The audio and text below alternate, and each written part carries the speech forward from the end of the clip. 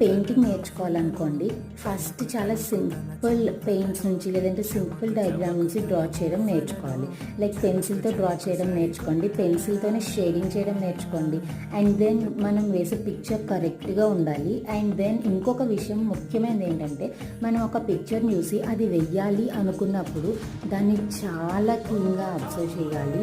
అప్పుడు ఆ పిక్చర్లో ఏ కలర్స్, ఏ షేడ్స్ యూస్ చేశారో, మనకి ఎక్కడ యూస్ చేశారో కూడా తెలుస్తుంది.